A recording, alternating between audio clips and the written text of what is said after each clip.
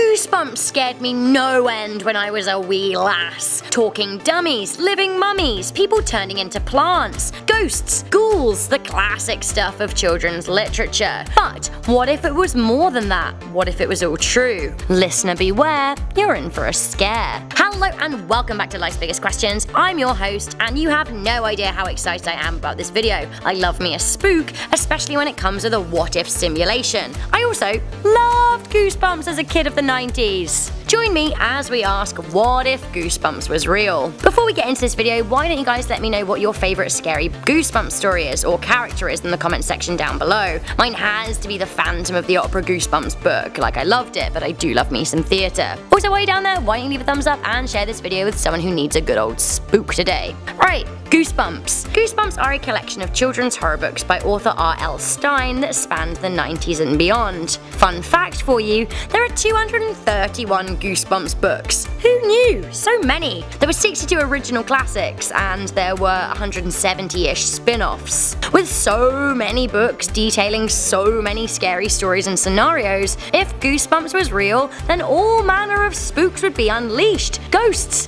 vampires, the Sasquatch, the abominable snowman, evil robots, living dummies, magic, witchcraft, evil scientists. We'd basically be living in one giant episode of Buffy the Vampire Slayer, which would actually kind of be my 11-year-old dream come true. But you know what? Maybe not in practice. If the world of Goosebumps was real, would we accept the mystical, or would we be just as surprised as the teenagers in all the books are? The situations always seem to go that teenager X meets teenager Y, and together they discover some kind of horrifying and unexpected spook. For example, the abandoned theme park is alive and filled with menace, or they explore a cave only to find a mutant in it. If Goosebumps were real, would this be the norm? And if so, would we shy away from exploring abandoned places for fear of what we might find? Would we become better law-abiding citizens? Would we stick to curfews and keep holy water in bounds? Isn't that what would make us good little teenagers? Curiosity killed the cat and all of that.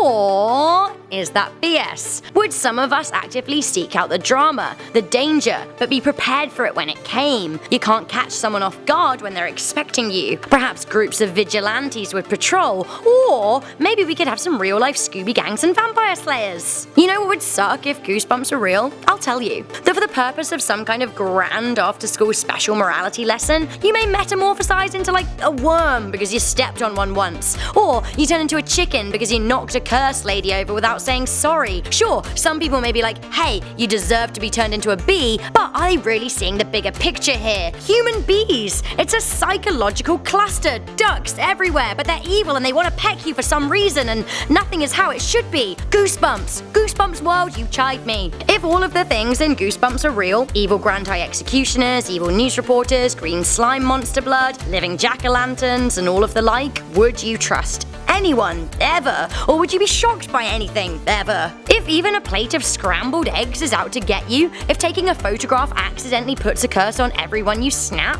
if opening a book unleashes a blob that eats everyone, at what point does stuff just stop shocking you? A few final thoughts for you. You know where I wouldn't fancy living if Goosebumps were real? The United States of America. Almost all the stories in the Goosebumps books take place in the USA, which would mean it would be a hotbed for demonic activity and malicious trickery. You'd never celebrate another Halloween without being set upon by people who, like, turn into their costumes or something, or go to summer camp without disturbing some kind of ancient Native American burial ground. You know where also probably isn't safe? Popular tourist destinations. If the Goosebumps series ever ventured outside of the US, it was usually to like the Tower of London or the Pyramids of Egypt. You'd best off be living in lesser known spots such as Alice Springs or Skegness. And you know where there aren't any Goosebumps officiated monsters? Space. In its main series, R.L. Stine never mentions aliens or space as a setting for terror, so get Elon on the phone. If Goosebumps are real, I want out. Get me to Mars.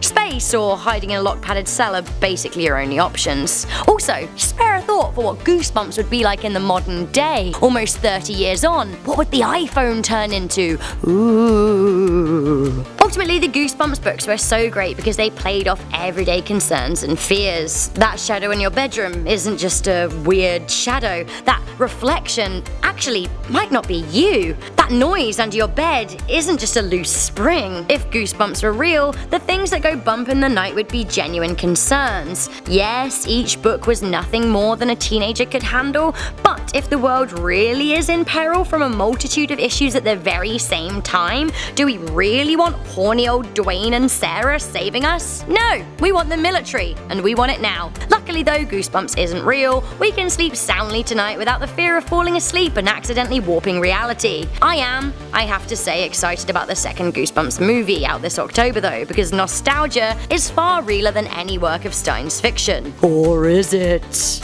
No, yeah it is, I just thought it'd be more fun to end with a spooky voice. You will beware, you're in for a scare.